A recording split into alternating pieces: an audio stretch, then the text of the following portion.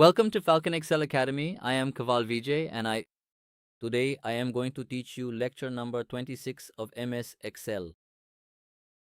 Today we will talk about the 10 most important functions. In lecture number 25, I taught about the basic 10 functions and I have provided the link for that in the description as well as in the I button above. So in this lecture, I am going to teach you about 10 excellent functions, and this is part 2 of the formulas in which we will talk about the sum function, SUMIFS, count, counter, subtotal function, auto serial number, ran between, percentage, average, and trim function. Today, we are going to learn about all these. Before starting the lecture, as always, I would like to say that if you are able to learn something new from today's video, please make sure to like and share this video because your one like can help this video reach many more people. So let's start today's lecture. So the very first function we have is SUMIF. For this, I have added separate sheets here. Like for sum, I have written separate data here, and we will talk about SUMIF here. When we apply the sum formula, it adds up all the values overall. But in SUMIF, what happens is that we apply a condition here through this statement. We set a condition that only those values which are greater than or equal to a certain value will be summed and the rest will not be included. So for this, what do we have to do? First, we write equals to and then we type SUMIF. After typing SUMIF, you have to start the bracket. And here we will apply the condition that only those values should be summed which are 500 or greater than 500. No other values should be included. For this, we have to provide the range. Now, see where our range is. Our column is F, and which cell in F is where the values start. 3. As you can see, after typing SUMIF, you have to click here and select from the starting point to the ending cell. After that, you need to put a comma here. And after typing the comma, you have to use inverted commas here and then enter the greater than sign by pressing shift and the greater than key. Then you write equals to, and here we type in the value, 500. Now, here we are applying a condition that in this range we have from 100 to 500, in the range from F3 to F8, among all the values written there. If any value is greater than or equal to 500, only those will be summed and the rest will not. So after the inverted comma, close the parenthesis, and as soon as you press enter, you will see that only those values will be summed which are equal to or greater than 500. So you can see here 500 is included, then 1500, 2000, and 3000. So in this way, we can use SUMIF with the greater than condition.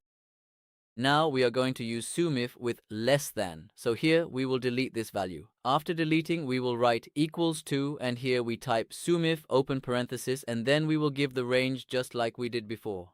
After that, type a comma, then with shift, type the inverted comma, less than or equal to 500, then close the inverted comma and close the parenthesis. And as soon as I press enter, see here, we get the sum of the values that are equal to 500 and less than 500.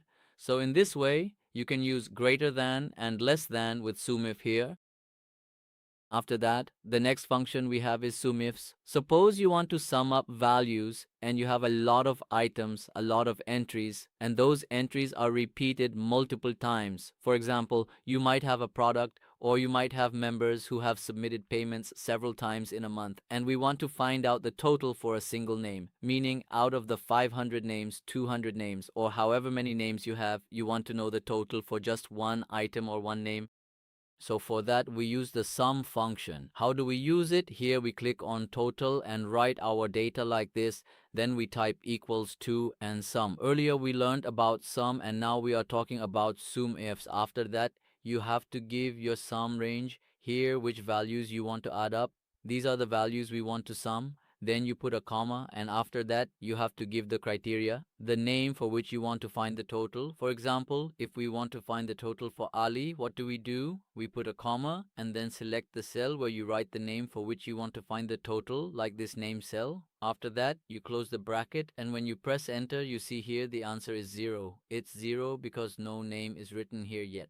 Now, if we want to find the total for Ali, we click here, and since we've already given the reference, as soon as we type Ali and press enter, you see here the answer is 600. So you can see that for Ali, if we have 100, and then with Ali again, if we have 500, when we add these, the total becomes 600. If you want to find out this way, If you want to find Anil's total, just type Anil here and press enter. You can see 1500 appears here. So for Anil, there is 500 and then 1000. So in this way, you can find the total for any one item here, whether by name or item. Next, we are going to learn about the next function. When it comes to the process of counting, if we want to count something specific in our data, what exactly do we need to do? Right here in the cell, we start by typing the equal sign and then we type the word count. After typing count, we will need to open the starting bracket to begin. Now, at this point, we want to find out exactly how many values of 500 or more are currently written in this specific column. We want to count the values here that are 500 or more or equal to 500.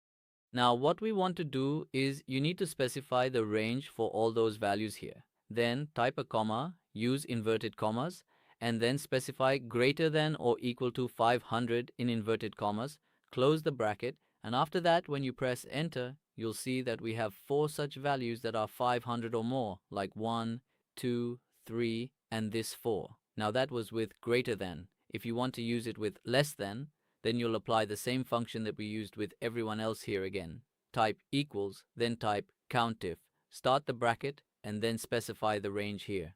After giving the range, type a comma, then with shift, use inverted commas, then less than or equal to, and then type the value here, close the inverted commas and the bracket and press enter. Again, we have 4 values that are equal to or less than 500, like 1, 2, 3, and this 4. So in this way, you can use COUNTIF here. The next function we are going to learn is the counter function.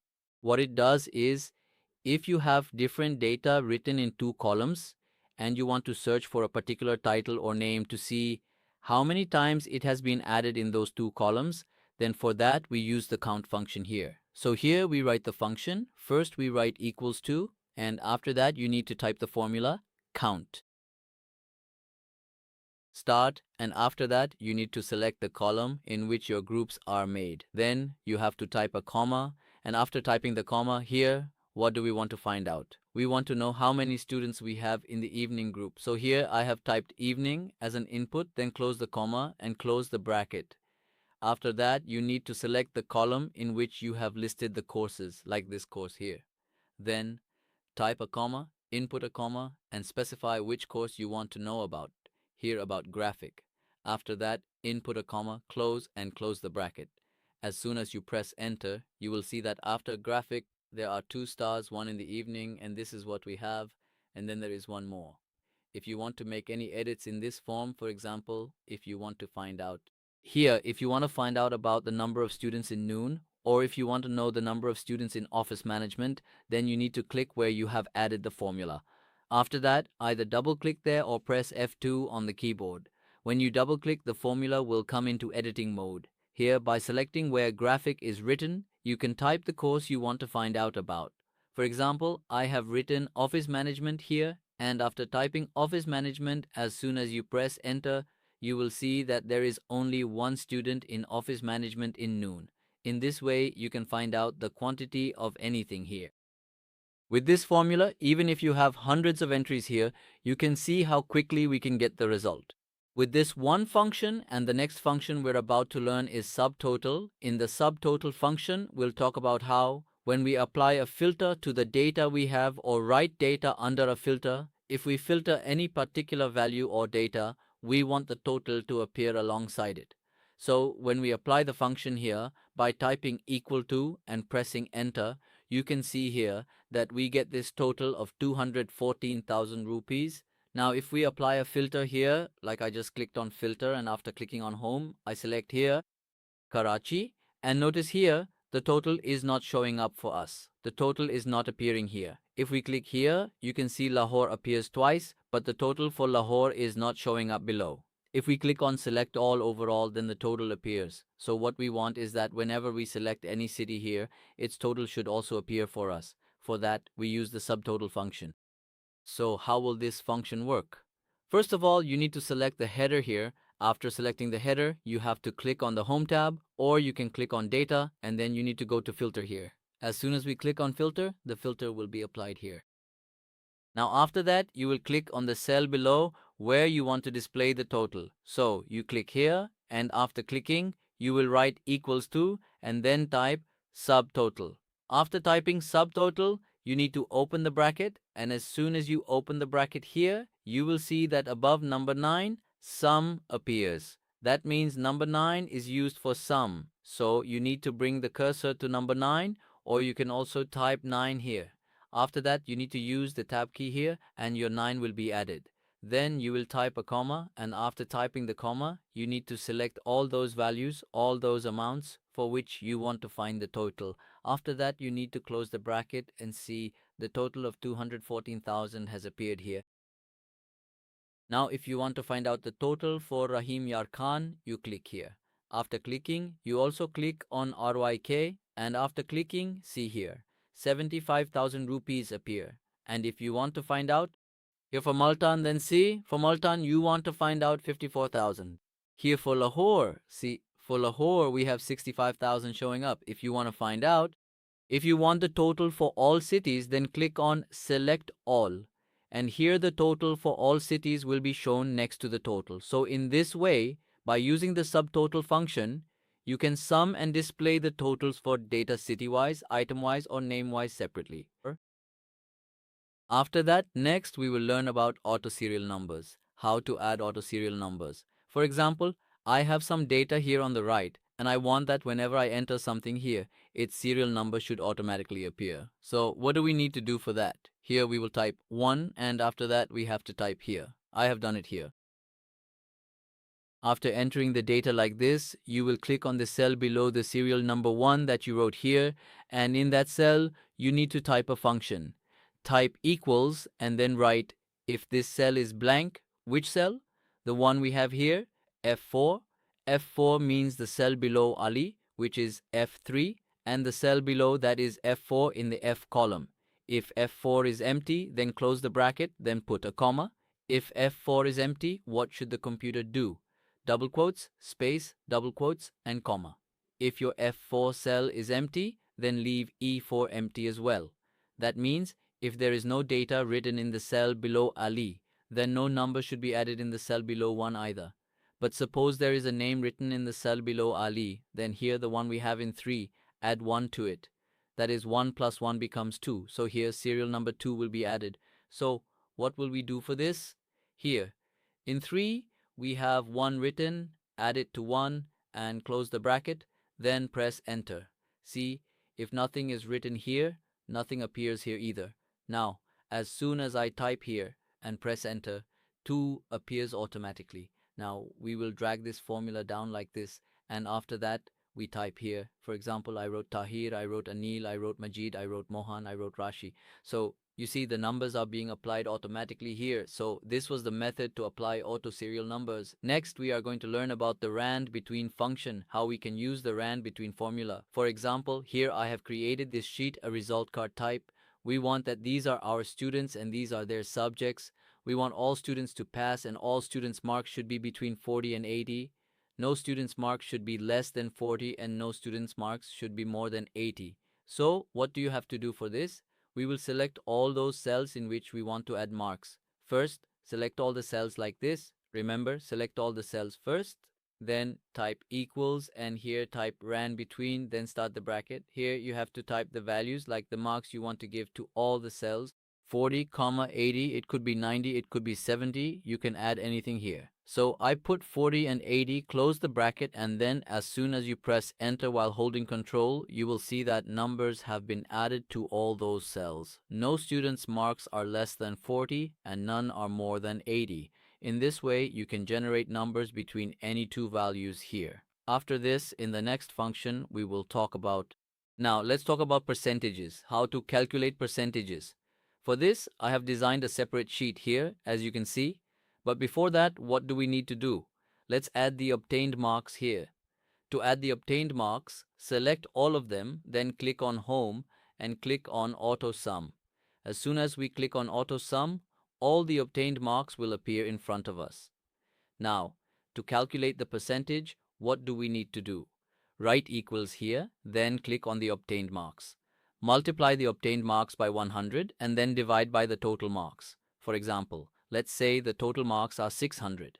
After that, as soon as we press enter, you can see the percentage appears here. Click here, and after clicking, drag it down, and you will see that the percentages for all the students have been added below. Similarly, you can also use the percentage function. In the next function, we will talk about averages. In formula number 9, we will discuss averages, how to calculate the average. For example, here I have dates, and then I have typed the amounts next to them. These are the dates, and these are the corresponding amounts for each date. Here you have a record for 1 week. If you want to find the per day average here, or if you want to find the total, you can click on Home, use Auto Sum, and press Enter. For example, they have earned 300 in 6 days. Now, if you want to find out the per day earning, if you want to calculate the average, what do you need to do? Here, you will apply the formula, type equals to, then write average, open the bracket, and then give the range. That is from F3 to F8, close the bracket, and press Enter. You will see here that 633.33 is the per day earning we have. In this way, you can also find out the per day average here. After that, the last function we have is trim. How do you use the trim function? For example, I have written some data here, and in this data, I have intentionally added extra spaces. For example, there are too many spaces between Falcon Excel Academy, there are spaces between Microsoft Office, and there are spaces between free online classes. If you want to remove the extra spaces, we use the trim function for this. You need to write equals to, then type trim, open the bracket, and click on the cell where you see extra spaces between the words, then close the bracket and press Enter. You will see that the spaces have been removed here. Now as you drag this down by clicking here, you will see that all the extra spaces between all the letters and words have been removed. In this way, with just a few clicks, you can remove extra spaces. So this was my lecture for today, in which I taught you about 10 important functions. I hope you learned a lot of new things in today's lecture. If you liked the video, please like it and share it with your friends. We'll meet in the next lecture. Until then, goodbye.